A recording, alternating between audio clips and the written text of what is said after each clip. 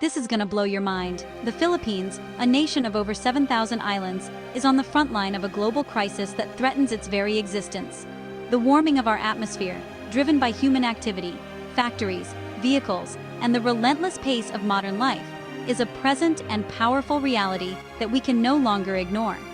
We see the evidence all around us: melting glaciers at the poles, shifting seasons that confuse farmers and wildlife, and a climate that grows more unpredictable each year.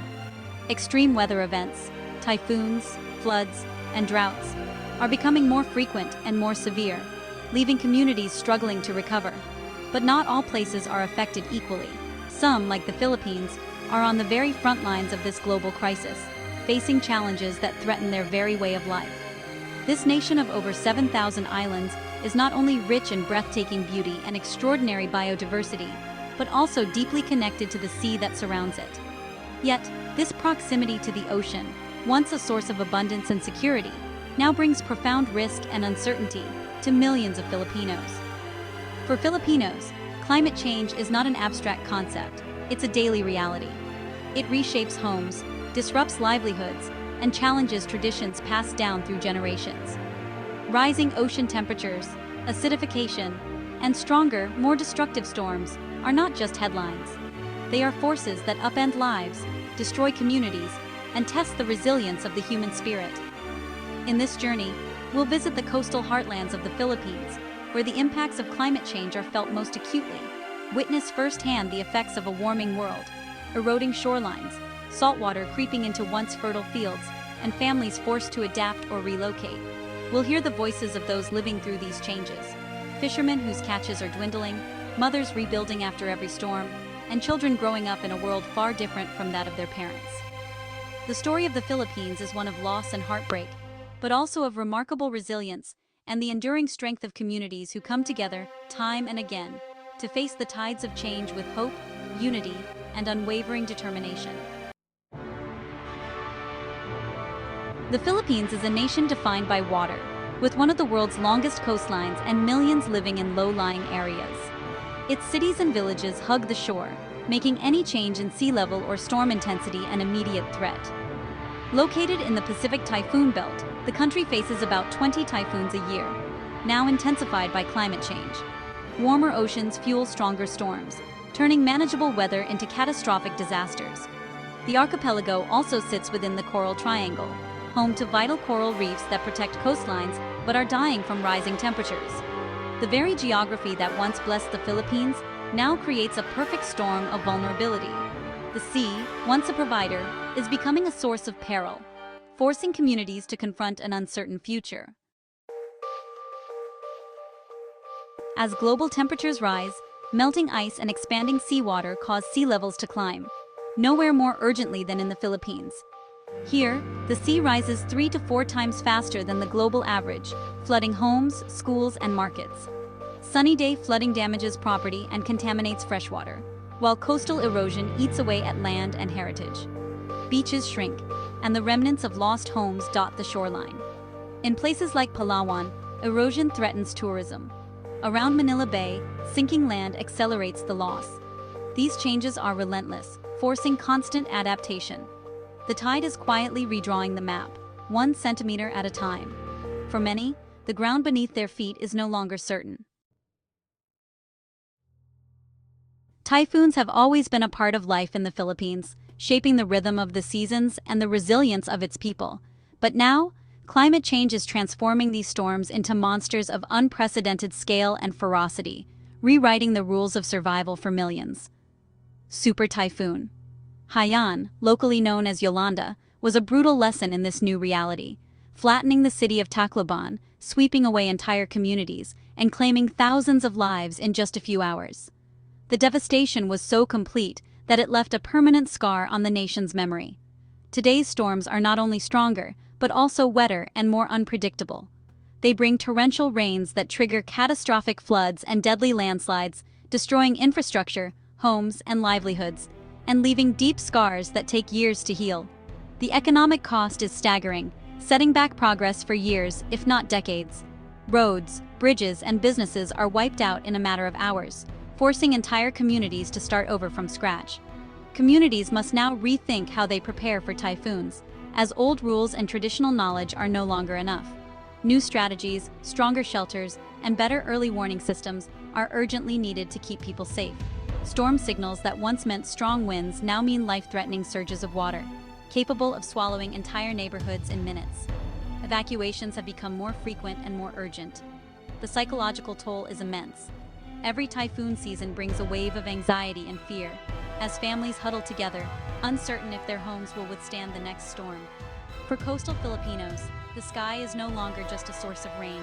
It's a looming threat that can wash their entire world away in a single night, leaving nothing but memories and debris. The era of super typhoons has forced a new reality on the nation, demanding resilience, adaptation, and a collective effort to face an uncertain future together. To truly grasp the human side of this unfolding crisis, let's meet Mateo, a seasoned fisherman from the island of Samar. For generations, his family has depended on the ocean's bounty, their lives intertwined with the tides and rhythms of the sea. The ocean has always been his family's lifeblood, providing food, income, and a sense of purpose. But now, the waters are less predictable and far less generous. Each morning, Mateo and his fellow fishermen rise before dawn, hoping for a good catch, but often returning with empty nets and heavy hearts. "When I was a boy, the fish were plentiful," Mateo recalls, his eyes reflecting both nostalgia and sorrow. "We never worried about what we'd bring home. The sea always provided.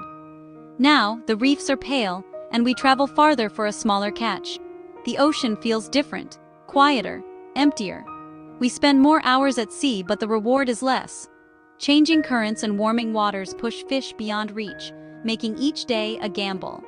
The once familiar patterns of the sea have shifted, leaving fishermen like Mateo uncertain and anxious.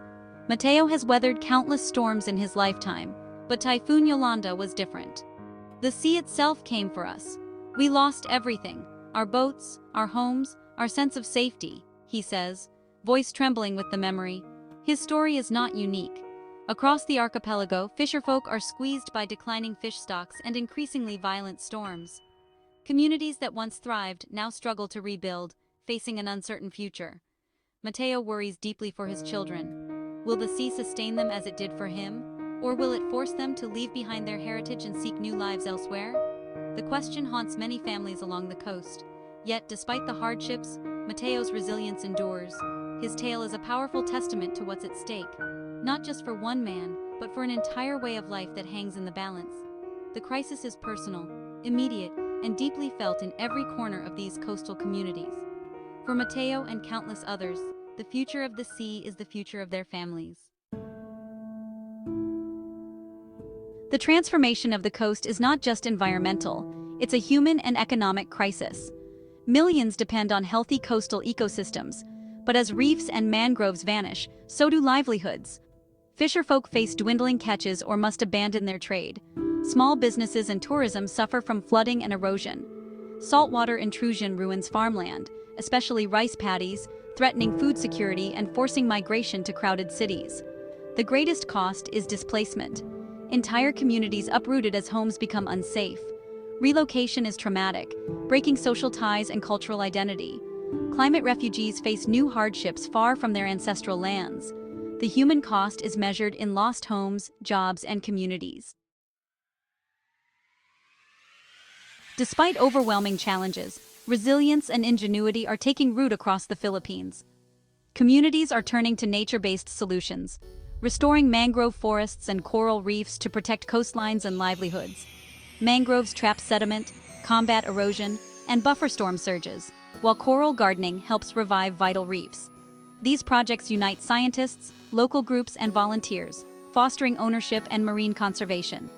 In high-risk areas, engineered solutions and planned relocation are also necessary, alongside better early warning systems. The real hope lies in blending modern science, traditional knowledge, and community action. Adaptation is not just about building walls, but about planting seeds of hope, resilience, and sustainability. The Filipino people are showing that survival means working with nature, not against it. Their efforts are a model for coastal communities everywhere. The Philippines reminds us that climate change is global, but its impacts are deeply local. While Filipinos show resilience, they shouldn't face this crisis alone. The world must act, cutting emissions, supporting adaptation, and funding projects like mangrove restoration. Climate justice demands that wealthier nations help those suffering most from a problem they didn't create. As individuals, we can reduce our carbon footprint, advocate for stronger policies, and support frontline communities. The future of the Philippines, and countless other places, hangs in the balance. Their stories are not just warnings, but invitations to join a global effort for a sustainable future. The resilience of the Filipino people is a beacon of hope, showing that even as tides rise, the human spirit endures.